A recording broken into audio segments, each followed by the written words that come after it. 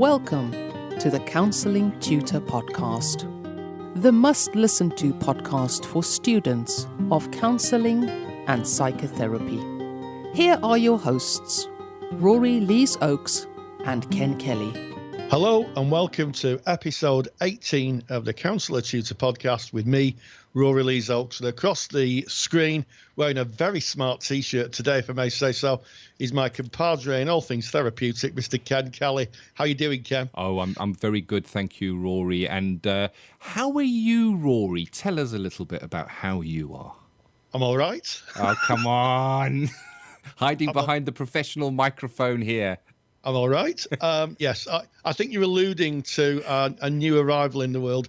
Yes, on a Thursday, I became a grandfather, and I've been drooling like a 2-year-old over this little entity that's arrived in our family, and you know, just chatting away to little baby Jacob.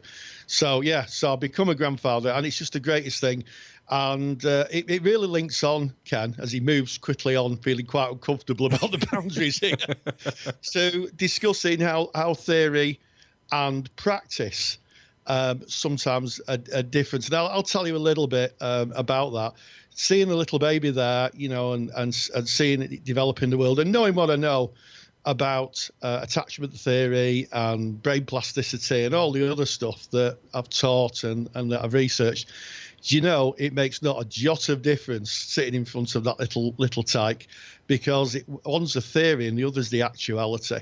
And it just goes to show that you can learn it all from a book, but as soon as you sit in front of something that's real and vulnerable and wonderful in the world, sometimes the theory just disappears and you have to be you. And who you are in the world with that person, and that makes so much difference. Oh, indeed it does. And that Rory's just shared there is a little aperitif, a taster from our smorgasbord that we have to offer you today. We're going to be kicking off, and we're going to be really delving into, does theory really match what we see in practice? Then, of course, we're going to be going over to more theory. It's theory with Rory, touching on the supervision model. Tell us a little bit about what you're going to be discussing in theory with Rory today. Yeah, well, we're going to be talking about a model of relationship building that fits into supervision, but it also fits into counselling, which was devised by a South African therapist called Petruska Clarkson, and it's called the 5 relationship model. And the key term here is low gravity relationships. In other words, relationships that are so well rooted that they stand the buffeting of any emotion that can go on in the therapeutic room. And I'm going to be telling you a little bit, or sharing with you a little bit, about Petruska Clarkson's ideas and how they link into an integrative way of working with clients. And even if you're a person-centered therapist, it's still going to be really, really useful for you. It is, and it's important stuff, because you're going to write about supervision in your assignments. So this is really good stuff to have in the bank, as it were. So make sure you got your pencils ready for that. Moving from there, we're going to go into that new segment that we started only last week. It's called Person-Centered Business, looking at a bite-sized chunk of how we can use our skills as counsellors to go out and start a business with that, whether it be interviewing for an agency or starting our own private practice. And in that today, I'm going to be looking at business planning. Just some basics on business planning, and I'll be sharing a little template that you can use. And hopefully after today's talk in person-centered business, you'll be thinking of business planning as maybe less daunting than it sounds, because it sounds like a terribly boring word. Moving on from that, we're going to be going into ending off by speaking about research, and we're going to be speaking about quantitative, I can't say the words, but you know what I mean, and qualitative research, and what that means and how that influences what we do as therapists, psychotherapists. But rewinding back to what you've just shared, Rory, and you speaking about that, how we learn the theory, we see in practice, and whether that matches up. And there may be those of you that are actually out in practice, or maybe just about to go out into practice, into your placements, and you know, you've learned it all, you've seen it all in the books. You do your simulated skills sessions, and very often we find we get out there with the clients, and the clients haven't read the books. They don't do what what happens in the class, because the rest of your class, your peers you're working with, they have read the books. They know how to be, and very often the theory doesn't match what we might meet in practice. And I think it's really important to point out that the theories are just that. They are theories. They're not facts, else they would be called facts. They're called theories. There are amalgamation. There are ideas, and sure, they've been tested. But it's interesting when you look at the different modalities, you've got different theories that kind of sometimes say more or less the same thing, but they're different theories. Absolutely, Ken. One of the words that I've used through the years is paradigm. A paradigm is something that we can all agree on in science. And if I were to pick a pencil up and drop it on the floor, almost certainly, even here in Mosley, the gravity would work and the pencil would fall to the floor. And it would be the same in any other part of the world. And that's a scientific fact. We can all agree on that. In psychology, there are very few paradigms. In other words, there are very few areas of agreement, which is why there are so many different routes into therapy. Transactional analysis, cognitive behavioral therapy, also person-centered therapy. I mean, the list now, when I started 14 years ago, there's about 500 different therapies, and now they're literally into the thousands. But one of the things that always that binds them all together is the quality of the relationship. But there will be sometimes when the theories you've learned do not actually connect at all with your clients. So boundaries is a good example of that. In class, everybody finishes on time and goes. I can remember my first client wouldn't go home. Yeah. Because they weren't playing to the rules of the class. They were playing to their own lives, and it was really urgent for them. And also, some of it just doesn't fit. Some clients just do not fit to certain theories. And we have to be mindful of that. And certainly when you're writing up case studies, it's always good to find a client who aligns more or less with the theory than trying to fit a client who doesn't into it. For sure. And I guess the advanced side of that, writing that case study, is, Rory, when you find a client that, yes, of course, fits mostly, but when you identify maybe the areas where they didn't fit the model or didn't fit the theory, and discuss that as well, that is really delving deeply into that and drilling down and saying, wow, but the client didn't, when I did this, do that, and wondering why that is. And you're 100% right. I mean, it's you come to the end of your session and you say, hey, we have about 5 minutes left, really respectfully. And within the class situation, nobody comes and brings a massive clunker and leaves it there, a heavy bit of material, because they know we're coming to the end. But clients can. They can bring something in that last 5 minutes. It's almost like I feel safe to just throw this down because I'm going to be going soon, so we can't go too deep into this. And how do you deal with it when the practice doesn't meet the theory, when it doesn't go as it says in the textbook? And it's you're not doing it wrong. I think that's the main thing here. You're not getting it wrong. It's just about being a person, being there with that person as best you can. Absolutely. And that's something that you learn as you go on in practice, you work through in supervision. And also you get a chance to realise you're not on your own. You find that, you talk to your peers in the class and they say the same thing happened. And what you were talking about is the famous doorknobbing, where a client's wound down, they're just about to go out the door, they put their hand on the doorknob, and all of a sudden they drop a huge bombshell in the room. And you have to make a decision whether you want to work with that or you want to kind of put your boundaries in place and say, okay, I hear what you've said. It seems really important to you, but maybe we could look at that in our next session. Depending on what it is, obviously, if it's something that's a risk, you'd have to act on it immediately. But yeah, it's not, you can't learn it all from books. And that's why it's important to have an experiential course, to go into a course with other people and experience it for yourself. I agree with you. And I think it's also why it's really important to understand the different modalities as well, and to look at the different theories and the different ways of thinking. If you look at Freud, he spoke about the ego, the superego, the id, and then if you look at transaction analysis, you look at the parent, adult, child, and they're kind of the same. They're saying more or less the same kind of thing, but it's kind of painted as a different kind of theory. And then you move over to maybe person-centered, where we're talking about organismic experiencing and growth, that phenomenological model, which is kind of maybe a little different. But when you start drilling down on it and you start looking at introjected values that are given by others as you're growing up, and then you look at psychodynamic, the psychodynamic way of thinking, that they have their own words for the same kinds of things. So it kind of it's almost like we're saying the same kind of thing, but using different words and different ways of explaining it.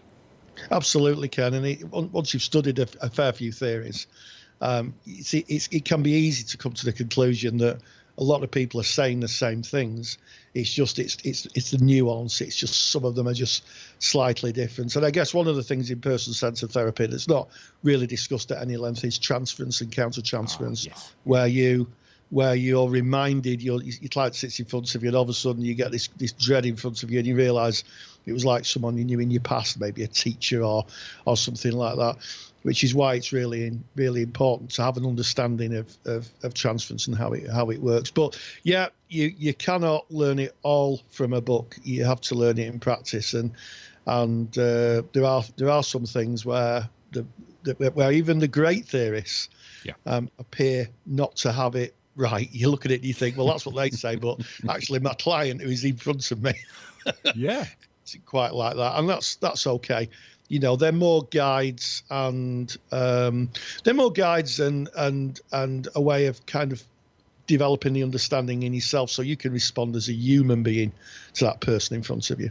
That's it, and that's the important thing for me, is that it's two human beings together in a room sharing humanity. And again, you kicked off with this, Rory, and the BACP have done some research on this, which we're kind of going to be speaking about research as we move on through the podcast today, is that the strength is really in that relationship, in that human to human contact. The theory is less relevant, and the human to human contact, one person being there wholly for another, is what it's all about. So I guess that's talking about theory. Does theory always match practice? And a great segue into going into theory with Rory, looking at that 5 relationship model.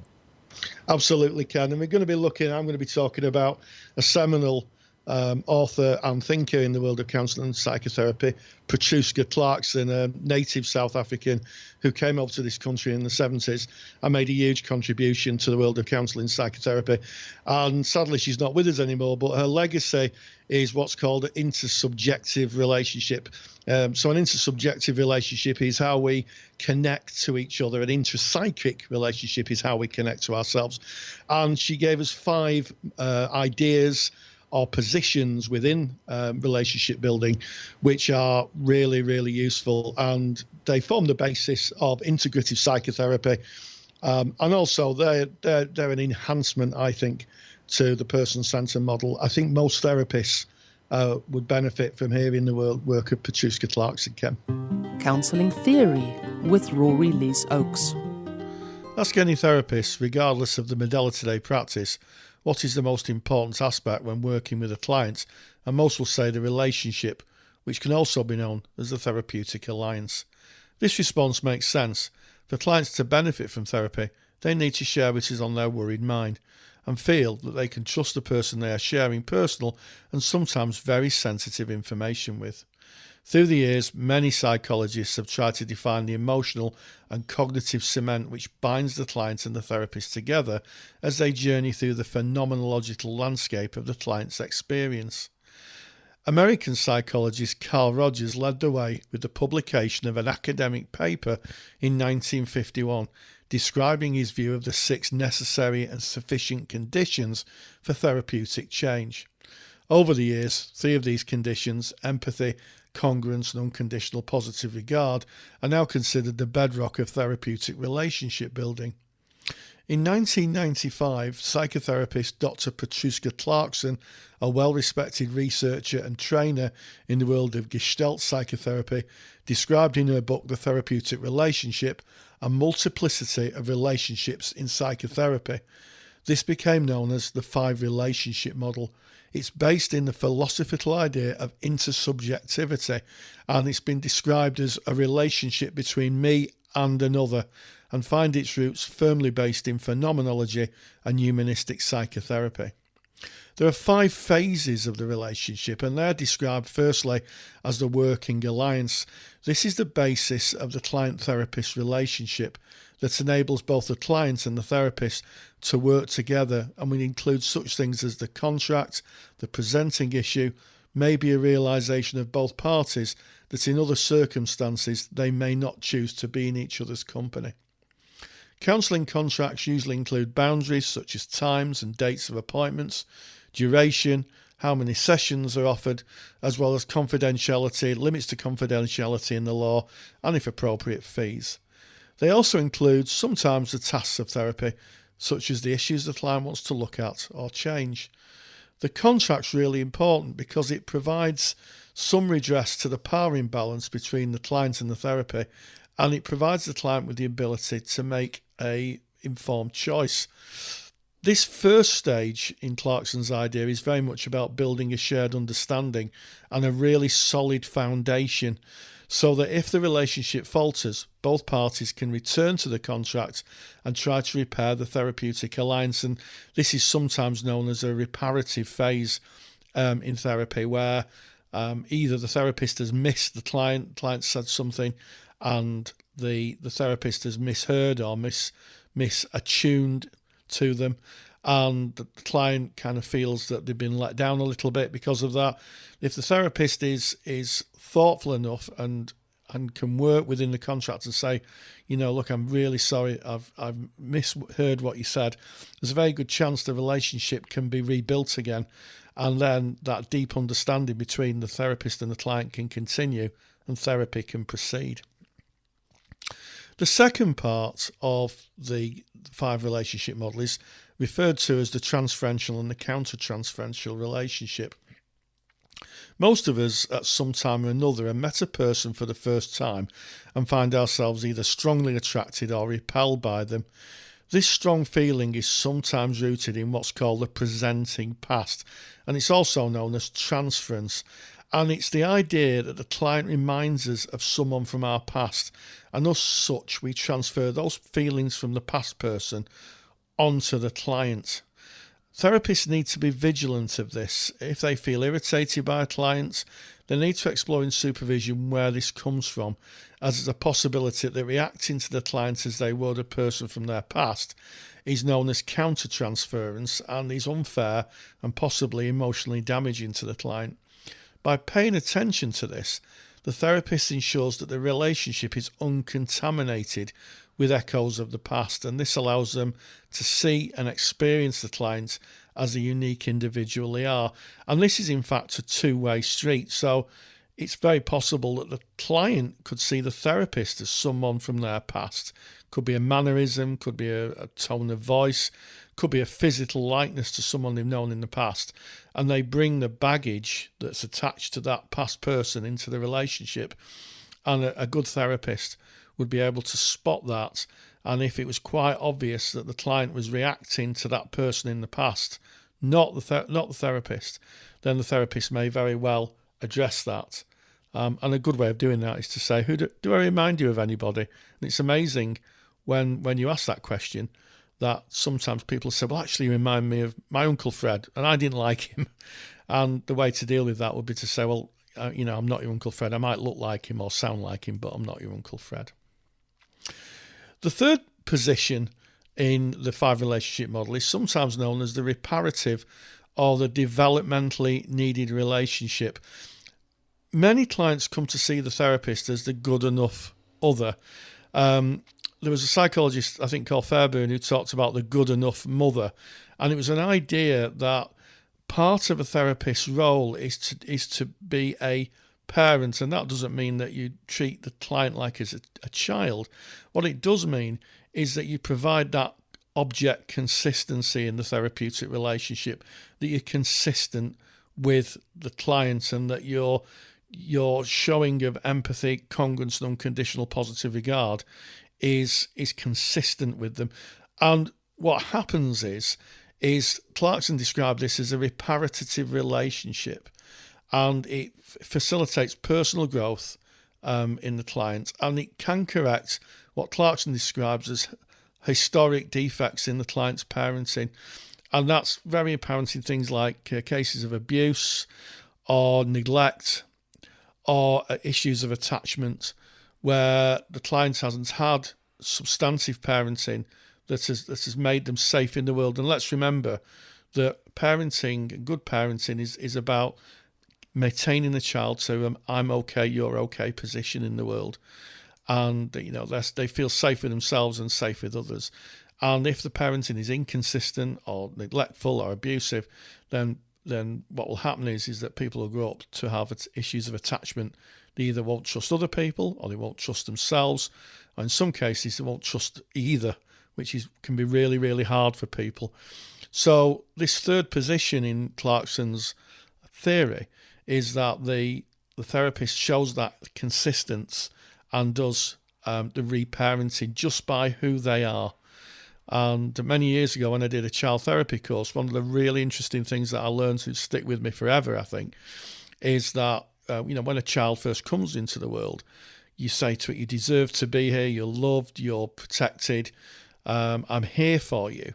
And it's something that echoes through the therapeutic relationship. Obviously, you're not treating clients like children, but what you are doing is offering that same level of protection and that same level of engagement as you would a child. And the consequence of that is the client can then start to trust their own internal instincts, start to build their own resilience.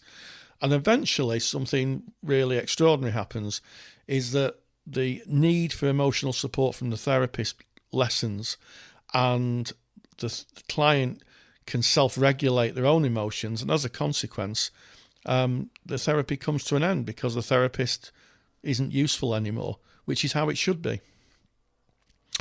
The fourth position, Clarkson described as the person-to-person relationship. Now, counselling and psychotherapy relies to a great extent on building a human connection with clients where a deep level of trust is established. And the interesting thing about this is it transcends any modality. It doesn't matter, and the research bears this out, it doesn't matter which modality you practice.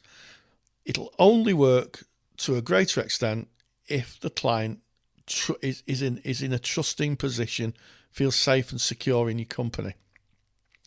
So Clarkson's idea was that if you could build that, then you have a better chance of therapy working. Now, Carl Rogers developed this idea with the 6 necessary and sufficient conditions. But Clarkson went a step further. She quoted the philosopher Martin Buber, who described the philosophy of the I and thou relationship, which has at its core a real emotional connection. And it's what makes therapy different from any other professional relationship. If I see my dentist, they're very professional, they're very nice, they're very polite, they're very kind, very empathic, but it's not the same as a therapeutic alliance where the therapist is giving something of themselves to the relationship. So the I-thou relationship is this very, very special relationship which is forged through the contract and that allows the therapist and the client to engage in this kind of emotional dance in the therapy room, not physically dancing around, but emotionally connected, so that the client can start to find the answers and find the security in the world to make the changes. And Clarkson, as I say, quoted Martin Buber, who was a philosopher, and he described it as the I-thou relationship. The fifth position that Clarkson talked about was the transpersonal relationship. Now, I've done a lot of research on this podcast. I do a heck of a lot of research. And everybody says the same thing, including Clarkson herself, that this is very, very, very hard to define. what the transpersonal relationship is. But the best we can get, I think, is that the final facet is the times when you really get someone. You know, if you're talking to someone, you might meet them at a party or you might meet them socially, and you're talking about, all of a sudden you really click. It's almost like you're tuned in, you know, and everyone else is tuned out. And that is what she's alluding to. It's a feeling of spiritual connection. And Clarkson herself described it as a timeless facet of the psychotherapeutic relationship. It's impossible to describe, but refers to the spiritual dimension of a healing relationship. And unless you've experienced it, it's very, very difficult to put into words. But I'd say it's about almost feeling that humanistic love towards your clients and it being reciprocated. The fact that you're two human beings treading this path of a journey where the client is trying to find the answers. Once that connection's established, you absolutely know as a therapist it's connected. You absolutely know it. But to write it on a piece of paper, really, really difficult. Clarkson's work has been cited by many as the basis of integrated psychotherapy, and it comes from a position of being modality neutral. So there's a couple of things there. Clarkson developed this model as a basis for any other therapy. So it extends person-centered therapy a little bit. It's humanistic, Clarkson's idea, but it does talk about transference and countertransference. And it's really interesting that Rogers himself alludes to it, but he doesn't talk a lot about it in his texts. He talks about the kind of conscious connection between clients and therapists. But we do know that transference and countertransference in the therapy room do occur. So Clarkson alludes to that. And also the contract. Very important that she's talking about the contract and how that contract can act as a foundation to build security between the therapist and the client. It's almost like the whole therapeutic house is built on the contract. And if the contract isn't solid and understood and accepted, everything else becomes a little bit wobbly. As I say, the work's humanistic and it's modality neutral. So it might be worth, if you're thinking about, if you're a therapist listening to this, you know, how much of your work does fit into this 5 model position. And I'm sure you'd be surprised, it's probably more than you think. I put some links into the show notes. So there's an awful lot talked about Clarkson's work. And also I made a video a few years ago on her work, but I put some really interesting links in, and I'd encourage you to have a look at them, because Clarkson's work really does find itself more in philosophy than in psychotherapy, and that is why Clarkson was known as a philosopher in the psychotherapy world. She sort of bridged the gap a little bit. Thank you for that, Rory. Always really informative for me. I love listening to Theory with Rory because I always take something away. And looking at that transference, counter-transference, we've spoken about before how vital that is to have an understanding of students as we're learning about it, and of course as practicing therapists as we go out there, because it can really blindside you if you're not aware of it. And also there's another connection there, because I spent 30 years in South Africa, so I've got the South African connection there as well. So thank you, really informative. Absolutely, Ken. And we're moving on to the next segment, which is person-centered business skills. And I know this is something you're really passionate about, and listening to the last podcast, it really well received. So tell us what you're going to be looking at today, Ken. Sure. So if you're looking at business, the word business itself is usually boring and dry. And if you want to really make it boring and dry, put in the word business planning. Who wants to do business planning? Certainly not me. So I'm going to be touching on how we can, as therapists, do some business planning that is not boring, that is not dry, that is actually informative and quite fun to do. And I've got a little bit of a giveaway as well of my template that you might like to use and download, which you can get from our show notes page, but I'll give you that information in Person-Centered Business. Person-Centered Business with Kenneth Kelly. Today in Person-Centered Business, I want to have a look at business planning. And I remember when I first heard the word business plan, I thought, oh, here we go. How boring can you get? And I hope that today you're going to find that business planning doesn't have to be boring. And let's face it, when you are a counselor, a psychotherapist, and you're no longer studying and you're going out there and in some way earning money from what you do, you're in the business of being a counselor or a psychotherapist. And we owe it to ourselves, to our business, and of course to our clients to run that professionally. And part of doing that is to have a look at a business plan. So I'm going to talk you through a business plan today, and I'd like to cover the 3 it's just to start off. It number 1, it's not hard. It number 2, it's not time consuming to make a business plan.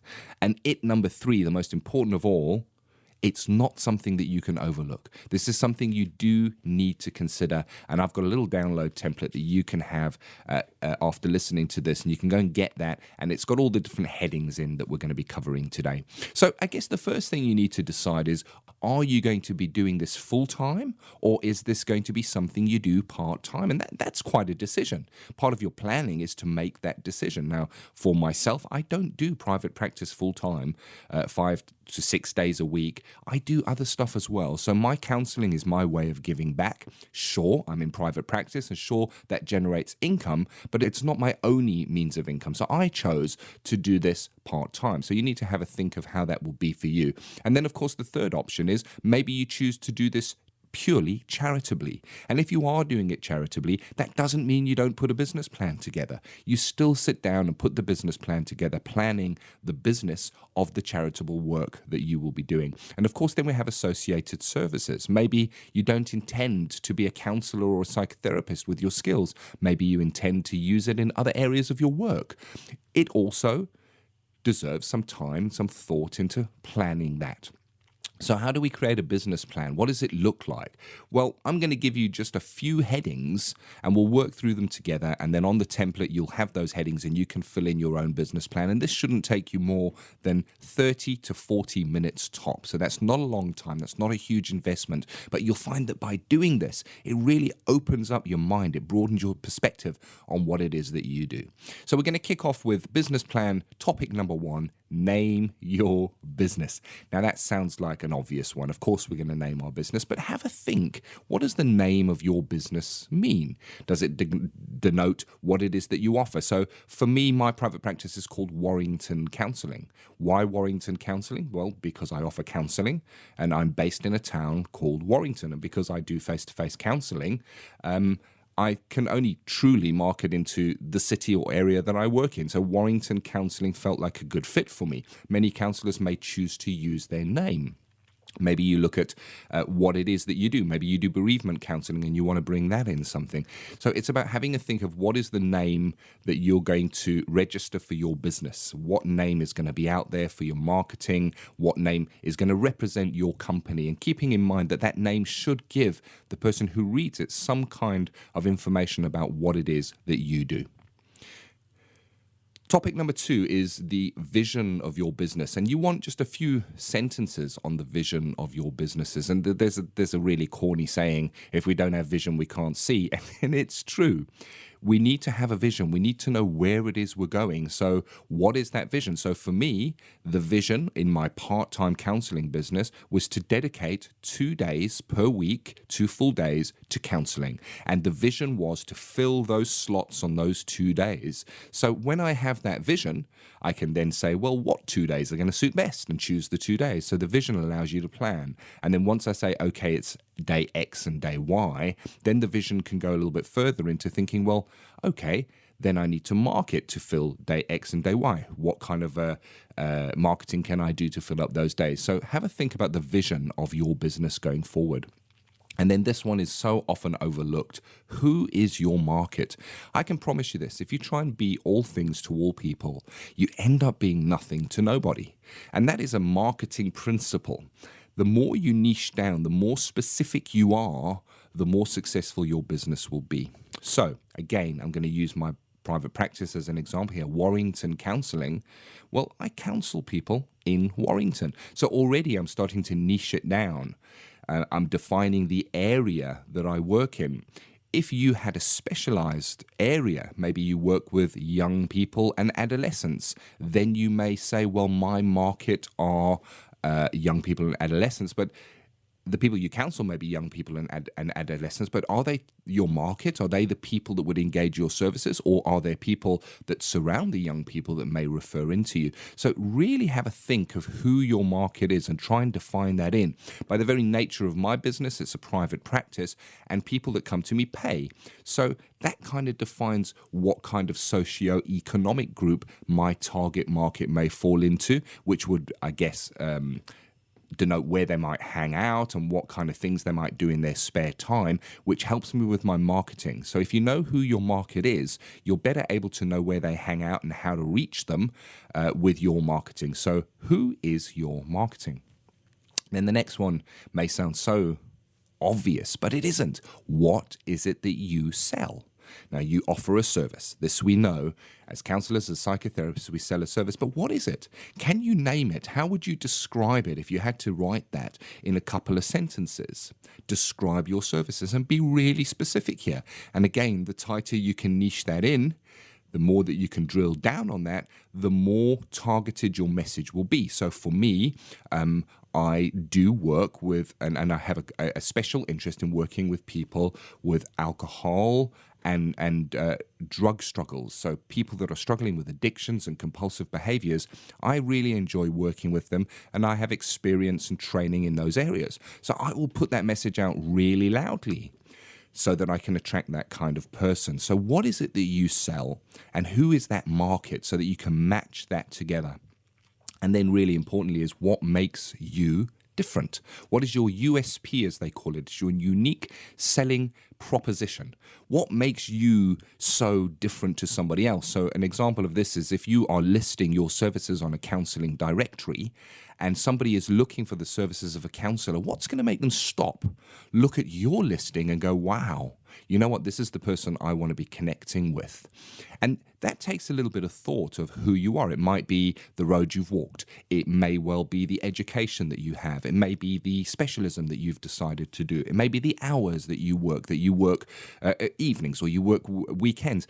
But by defining yourself, by becoming a specialist, by finding a unique proposition that you have that nobody else has. And the truth is, you do have one. Everybody has one. It's about thinking about what that is and finding it. And this business plan is going to help you do that. And then we move on to how will I market my business? Now, here's the thing. So often, somebody will start here. They'll say, right, I'm going to go into private practice now. Now, how am I going to market my business? How am I going to sell my service? And they've missed out the important ones, the ones that came before that, the name of the business, the vision, who the market is, what they actually sell, what makes them special, their unique selling proposition. Once you have all those, it gives you the pieces of the jigsaw to be able to look at how you will market your business. How are you going to put your message out there? Where is it going to be? Is it going to be via pamphlets, business cards? Are they going to be in medical centers? Are they going to be in libraries? Where does your target market, the person who would engage in your services, where do they hang out? So there you go. The marketing comes once you have the idea of the basic business plan, but worth putting on your business plan as well, and it is one of those topics. And then the goals. This is the last one. And the goals are, where do you want to go? What do you want your business to do? How much turnover does this business need to make for you? How much income do you want to be able to take from that? What are the goals and how are you going to reach them? So it's all very well having a goal, but what are the steps that you might take to reach those goals? So an example of that is if I was going on holiday, I live in the north west of England. Maybe I wanted to go to the south of England, which is really lovely, especially over the summer holidays. And I wanted to go to a specific town. I might say, I want to go there. Well, that's great having that goal. But then I need to do a bit of a plan of what roads I'm going to take, how much fuel I'm going to need to be able to get there, what times are going to be best to travel. And I would put my plans in place to be able to hit that goal on the certain date that I wanted to go. And the same is true when doing your business planning. Have a look at what your goals are and think about how you're going to reach those goals, what you need to put in place to make that happen. That is it. That's a business plan. You need no more than that, and that is a business plan you can quite happily put in front of a bank manager. If you've got those few headings, and of course you can download the little business planning template. You get that at counsellingtutor.com. Click on podcast, click on episode number 18, and right there in the show notes you'll be able to download the template. Go ahead, use it, fill it in, do the exercise now while you're studying, relook at that when you graduate and see if that's changed for you. Revisit your business plan. It's not a static document, it's a working document. It grows as you grow, it changes as needs change and as your requirements for your business change. So there is a little bit of information on business planning. I hope this has been useful. Ken, when you're searching for your tea bags, do you do any research? I certainly do. I think to myself, where am I going to go? I think I'll start in the kitchen and then I know which cupboard. Well, that makes you a competent researcher. You've got a starting point and a starting position, and you've got an idea of what you're going to research. And research is now becoming an integral part of lots of foundation degrees, and master's degrees are research-based. And I thought we'd just have a bit of a chat about qualitative and quantitative research. It kind of links on a little bit to the earlier stuff we were talking about does theory and practice actually link up? And research really gives us that idea. It gives us the idea that do theories fit, and if they don't, how do we modify them, or how do we change them to best fit with the people that we're seeing? And there's two areas that I want to discuss: qualitative and quantitative research, Ken. Yeah, I love those. And I remember when I first heard the words, and that was while I was studying. And if you're listening to this and you're thinking, well, I'm not really at that stage of research. Yes, you are. Research is going to underpin everything you do. When you're doing an assignment, you're going to be researching. So this is really important stuff. And if you join the BACP, even as a student member, and you start getting Therapy Today, which is kind of our periodical magazine that's going to kind of cover the sector, all the jobs. Every now and again, you're going to get a little booklet that looks rather different, and that's a book on research. So it's something that has been undertaken all the time, and it's what underpins what we do. It's where we look, does this actually work? Are we doing it right? And research kind of directs the direction that we go in. Directs the direction. I don't know if that's the right wording, but it does. And I remember when I heard qualitative and quantitative research, I could never get my head around which one was which, Rory. Help me understand it. Okay, well, if we use the tea analogy, quantitative research would be you going in the kitchen, Ken, and counting how many tea bags that you have, how many you use, and making a nice graph. So when you come to buying your tea, you can say, well, I used 40 tea bags today. That'll be my graph, and I'm going to have to buy and plan some business planning. I'm going to have to plan to buy some more tea bags tomorrow. So it's quantitative is a quantity. It's usually about graphs and statistics, but actually without understanding how we enjoy the tea, it's pretty useless. So qualitative research is literally somebody saying how do you enjoy tea, how do you experience it. And a few years ago, as a student, I was asked to undertake some qualitative research, and it was Audi. I was asked to. I got a few pounds for talking about an Audi car and looking at an Audi car, and quite clearly, as an engineering company, they'd built this fantastic vehicle. This is a paid sponsorship ad, by the way, just before anybody wonders. But they built this wonderful car, technically brilliant, so I'm told. But what they were interested in is what would make people buy it, what would make people fall in love with it, and it was about looking at it, and they were asking feelings, how we felt about it. Could we put feelings? Lots of flip charts and that type of thing. And the same thing is really apparent in the world of counselling and psychotherapy. Yes, we've got the theory and we could do statistics and graphs about theories, but sometimes we need to actually talk to the people who've had therapy to gain an idea of how they felt about it and how they have experienced it. And there's advantages and disadvantages in both qualitative and quantitative. The advantages of quantitative research is you can get huge amounts of statistics, so you can measure it, and that's always a useful tool to measure if something's effective. The downside of it is that unless you ask specific questions in the correct way, you might not get the data you want. So qualitative research underpins that, and you can ask people how they experienced it. The only difficulty with that is that it takes a long time. You can get statistics fairly easily by publishing a graph on a website, but to sit in front of people and interview them, and to make sure that as a researcher you're not biased. That's the big complaint about qualitative research, that the researchers may be biased. And influence the people that they're researching. And I like the way that you've described that, quantitative. Quantity is a number. And I know that in quantitative, the number or the graph or the more statistical research, the questions that would be asked would be, you'd have a very narrow window of what you can answer. It may be an A, B, C, or D multiple choice. It's kind of...